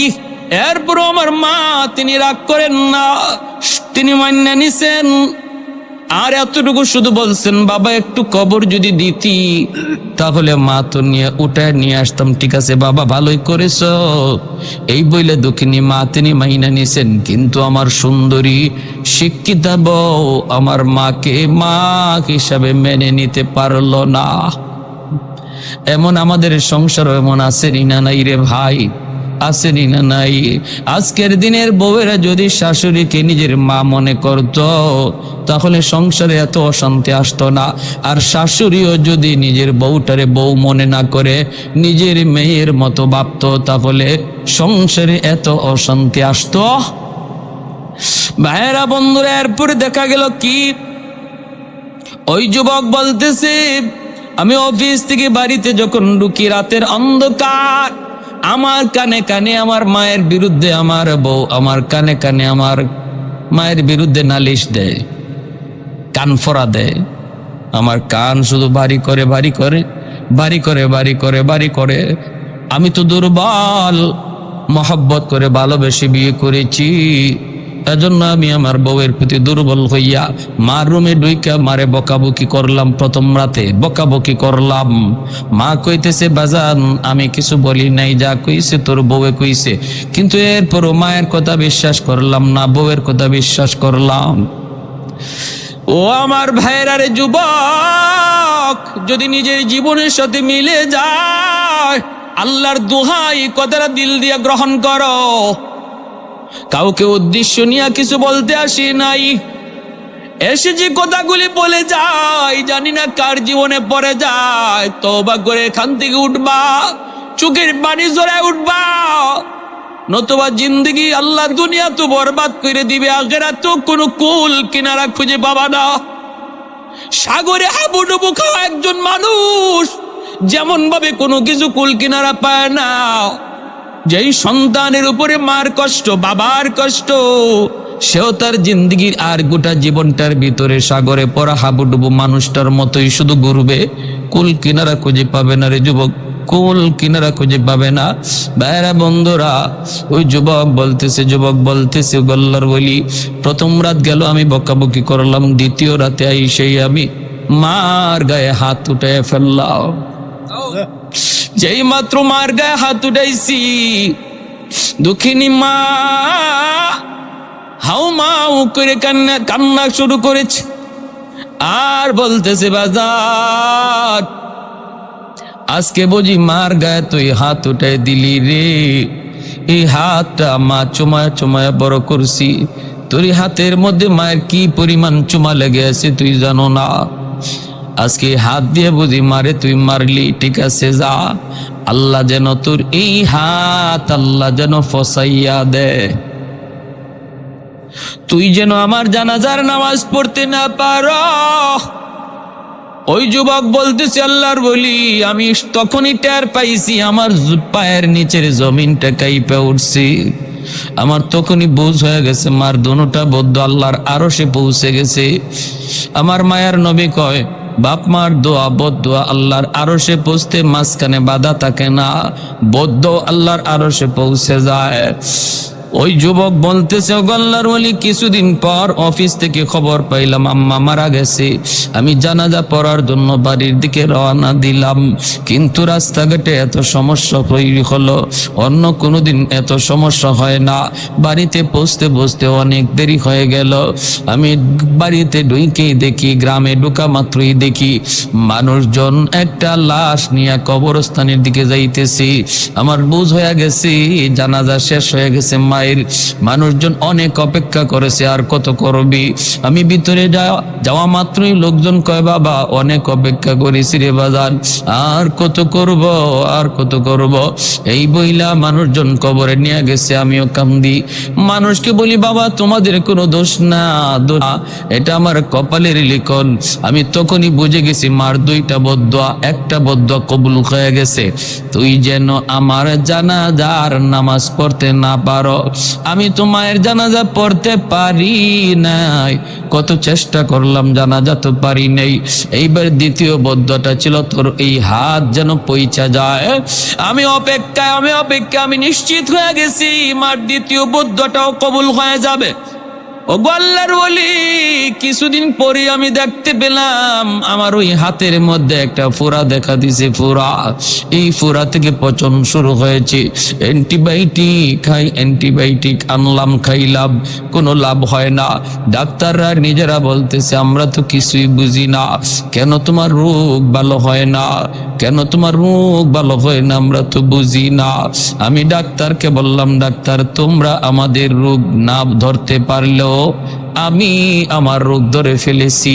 আমার রোগ হলো আসমানে, চিকিৎসা চলছে জমিনে। সেই দিন থেকে পচন উপরে উঠে, খালি উপরে উঠে। এইবার আমার ওই সুন্দরী বউ, যার মহব্বতে বইরা আমি মার গায়ে হাত উঠাইছি, আমার ওই সুন্দরী বউটাও আমারে ফালাইয়া বাপের বাড়ি চলে গেছে। মানুষজন আমাকে বাড়ি থেকে বের করে দিয়েছে, আত্মীয় স্বজন আমাকে বের করে দিয়েছে। এখন আমি রাস্তায় রাস্তায় ঘুরি, মসজিদে যায় কান্না করি। ওগো আল্লাহর ওলি, এবার বলুন আমার কোনো মা পাওয়ার উপায় আসেনি। এ যুবক মনে রাখো, যদি বাপ মার কলিজায় তুমি ব্যথা দেও, তাহলে একমাত্র আল্লাহর কাছ থেকে মাপ পাওয়ার উপায় হলো মারে বাবারে আবার খুশি করা। এছাড়া বিকল্প কোনো লাইনে আল্লাহরে খুশি করা যায় না। কারণ হলো জান্নাতুল বাকি, মদিনার কবর, ঠিক না? মদিনা শরীফের কবরের নাম কি? জান্নাতুল বাকির পাশ দিয়ে আমার রহমতের নবী যান।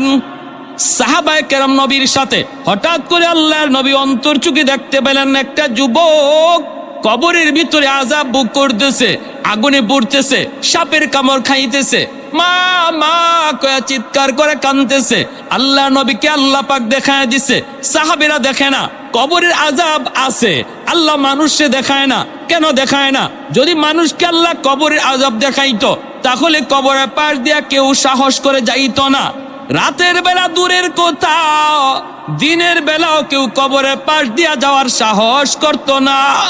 কবরস্থান দেখা যায়, এতটুকু দূরেও কেউ বাড়ি বানাইতো না। যদি কবরের আযাব আল্লাহ মানুষকে দেখাইতো, দুনিয়ার নিজাম উল্টা পাল্টা হয়ে যাইতো। এজন্য মানুষকে আল্লাহ পাক কবরের আযাব দেখায় না। কিন্তু গরু ছাগল কবরের আযাব টের পায়। মাঝে মাঝে দেখবেন কবরস্থান থেকে গরু ছাগল দৌড় দেয়। আল্লাহ নবী রহমতের নবী কয়, সাহাবীরা আমি দেখতেছি যুবকের আযাব, চলো আমি নবী তোমাদেরকে নিয়ে একটু মুনাজাত করি। আল্লাহ নবী মুনাজাত করলেন, মালিক তোমার কাছে হাত বাড়াই দিছি গো আল্লাহ, দয়া করে তুমি যুবকের আযাব বন্ধ করো। আল্লাহ পাক রব্বুল আলামিন আযাব বন্ধ করে না। মায়ার নবী আবার হাত উঠাইছেন, সাহাবীরা আমিন আমিন বলেন। এবারও আযাব বন্ধ হয় না। নবী আবার হাত উঠাইছেন, 3 বার হাত উঠাইছেন, তখনও আযাব বন্ধ হয় না। এইবার নবী জানতে চাইলেন, মালিক আমি হাত উঠাইতে দেরি, কবুল হতে দেরি হয় না, আজকে কি হলো, আমার কি হাতের দাম তোমার কাছে কমে গেল নাকি? আল্লাহ তুমি একটু বলো। এই কথা বলতে আল্লাহ কয়, না বন্ধু, তোমার হাতের দাম কমে নাই বন্ধু। এই যুবকের মা এখনো দুনিয়ায় জীবিত, মার মনে ভীষণ কষ্ট। মা যতক্ষণ পর্যন্ত তারে মাফ না দিবে, আমি আল্লাহ তুমি বন্ধুর দোয়াও কবুল করব না। আল্লাহ নবী সাহাবীদেরকে বলেন, দৌড়ায় তার মারে সালাম দাও। সাহাবীরা দৌড়ায় যায় তার মাকে সালাম দিলেন। মহিলা আসলো, আল্লাহ নবী কইতেছেন, মা গো কবরটা চিনুনি? মহিলা কয়, নবী গো চিনি, এটা আমার সন্তানের কবর। আল্লাহ নবী কয়, মা এই সন্তান বুঝি তোমার ভীষণ কষ্ট দিয়েছে, যার কারণে কবরের মধ্যে আযাব ভোগ করতেছে গো মা। চিৎকার করে করে আম্মা আম্মা করে ডাকতেছি। ও গো মা, সন্তানের পক্ষ থেকে আমি তোমার কাছে মাপ চাইতেছি, তারে মাফ করে দাও। এই সন্তান তো তোমারই, কত রাত সন্তানের মাথার পাশে দাঁড়ায় দাঁড়ায় রাত কাটাইছো, কত চোখের পানি জড়ায় ধরে আল্লাহর কাছে কাঁদছো সন্তানের সুস্থতার জন্য। এই সন্তানকে তুমি একটু মাফ করে দাও না, কবরের মধ্যে আযাব ভোগ করতেছি। আমি রহমতের নবী, কেমনে যাই, কেমনে চলে যাই তারে আযাবে রাইখা? আমি তো রহমতের নবী। হাত বাড়াইছি একবার না তিনবার, আল্লাহ আমার হাত ফিরায় দিছে। তুমি তারে মাফ না করলে আল্লাহ আমার সুপারিশটাও কবুল করে না। এই কথা বলতেই মহিলার চোখ থেকে দর দর করে পানি ঝরা শুরু হয়ে গেল। মহিলায় কান্দে আর কই, নবী গো আমি এরে মাফ করবো না, আমি এরে মাফ করবো না। কেন গো নবী জানেননি? এখনো আমার পিঠে মাইরের দাগ আছে, আমার পিঠে এখনো তার আঘাতের দাগ আছে, মাইরের দাগ। না গো নবী আমি দের মাফ করবো না। আল্লাহ নবী পড়ে গেলেন বেকায়দায়। নবী আল্লাহ, মার দিলটা শক্ত হয়ে গেছে, মায় মাফ করবে না। ও মালিক, আমি জানি বাপ মার দিল যত শক্ত হোক বেশিক্ষণ থাকে না। যদি সন্তানের বিপদ বাপ মা নিজের চোখে দেখে তাহলে কিন্তু দিল নরম হয়ে যায়। ও আল্লাহ, কবরের আযাবটা তুমি আমারে যেভাবে দেখাইছো এইভাবে তার মারেও দেখায়া দাও। সাথে সাথে আল্লাহ কো, বন্ধু তোমার এই সুপারিশটা আমি আল্লাহ কবুল করলাম। এমনি কবরের আযাবের দৃশ্যটা আল্লাহ পাক তার মারও দেখায় দিছে। মা যেই মাত্র দেখছে কবরের ভিতরে সন্তানের আযাব, সাপের কামড়, আগুনে পুরের দৃশ্য, সাথে সাথে মার দিল নরম হয়ে গেছে। মা চিৎকার দিয়া কয়, ওগো নবীজি, আমার কলিজায় যত ব্যথা ছিল আমি সব ভুলে গেছি। মায় মাফ করতে দেরি হয়েছে, আযাব বন্ধ হতে দেরি হয় না। তাহলে আপনারা বলুন, বাপ মারে কেউ যদি কষ্ট দেয়, এই কষ্ট দেওয়ার কারণে আল্লাহ নারাজ হয়ে রয়েছে। অতএব আল্লাহকে যদি রাজি করাইতে হয়, বাপ মারে খুশি না কইরা দুনিয়ার মানুষে খুশি করলো আল্লাহ রাজি হবে। আল্লাহর নবী কয়, শেষমেশ একখান হাদিস শুনেন, মান আসবাহা মুতিআন লিল্লাহি ফি ওয়ালিদাইহি। কোন সন্তান যদি রাতের বেলা মা আর বাবারে খুশি করে ঘুমায়, ভালো করে শুনেন, আল্লাহর নবীর হাদিস, রাতের বেলা যদি কোনো সন্তান বাপ মারে খুশি করে ঘুমায়, কিভাবে খুশি করবেন সেটা আপনার ইচ্ছা, আমি বলবো না এটা কেমনে, আপনি জানেন। পাশে বসে যদি মার সাথে একটু গল্প করেন, সন্তান তো মুখ ভরে আম্মা আব্বা কইয়া বেশি বেশি ডাক দিলেই বাপ মার দিল খুশি হয়ে যায়, ঠিক না?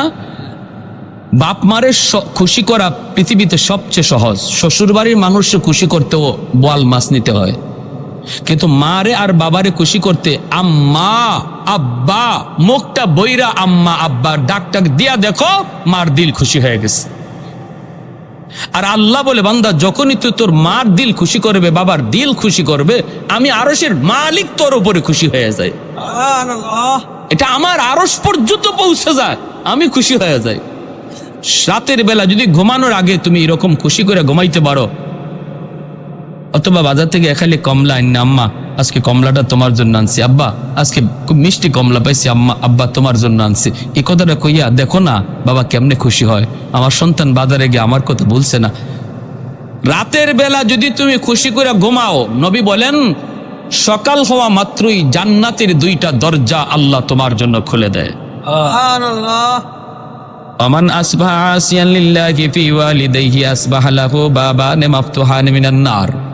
আর যদি রাতের বেলা কোনো সন্তান বাপ মারে আঘাত দিয়া ঘুমায়, আঘাত দিয়া ভালো করে জানে দিনের বেলা সে এমন ভাবে কথা কইছে যেই কথার কারণে বাবার কলিজায় ব্যথা পাইছে, মায়ের কলিজায় ব্যথা পাইছে, মা ঘুমাইতে পারে না, সন্তানের এই কথা শুনে আমার ঘুমে ধরে না, বাবার ঘুম আসে না, বুড়া বুড়ি বৃদ্ধা বৃদ্ধ বাবা আর মা তারা ঘুমাইতে গেলে একজন আরেকজনের সান্ত্বনা দেয়, কান্দো না, এখন তো তাদেরই সময়, আমাদের সময় শেষ, আর কয়দিন বা দুনিয়া বাঁচব।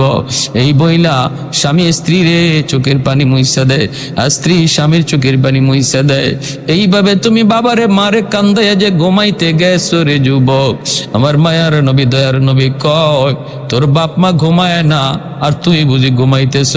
সকাল হওয়া মাত্রই জাহান্নামের দুইটা দরজা আল্লাহ খুলে দেয়, নাউজুবিল্লাহ। এই রাত যদি মরণ হয় নিশ্চিত জাহান্নামী। এই রাত যদি যুবকের মরণ হয় নিশ্চিত জাহান্নামে। হে 112 যদি হজ করে আয়, সারা জীবনও যদি হজ করে, এই নিশ্চিত জাহান্নামে। এই রাত্রে, যেই রাত্রে মারে কষ্ট দিয়ে ঘুমাইতেছে, আর যদি এই রাত তার মরণ হয়, এমন কোনো আমল নাই তারে জাহান্নাম থেকে ফিরাইতে পারে। এজন্য নবী বলেছেন সালাসাতুন কদ হারামাল্লাহু আলাইহিমুল জান্নাহ, আদ-দাইয়ুস মুদমিনুল খামর ওয়াল আক আদ-দাইয়ুস আল্লাযী ইউকিররু ফি আহলিহিল খুবুস। তিন ব্যক্তির জন্য জাহান্নাম, জান্নাত হারাম। তিন ব্যক্তির জন্য জান্নাত হারাম, মদখোর, আরেক হলো বাপ মার অবাধ্য সন্তান, আরেক হলো দাইয়ুস। দাইয়ুস হলো ওই পুরুষকে বলে যে পুরুষ ঘরের ভিতরে স্ত্রী অসামাজিক অনইসলামিক কাজ করতেছে, বেপরদায় চলতেছে, আল্লাহরে নারাজ করতেছে, সন্তানেও করতেছে, বউও করতেছে, তার অধীনস্থ মানুষগুলা আল্লাহর অবাধ্য পথে চলতেছে, বেপরদায় বাইরিতেছে, এরপরেও যে পুরুষে বাধা দেয় না, এই পুরুষ হইল পুরুষ দাইয়ুস। এই পুরুষ হইল পুরুষ দাইয়ুস। নবী বলে এই পুরুষ দাইয়ুসের জন্য জান্নাত হারাম।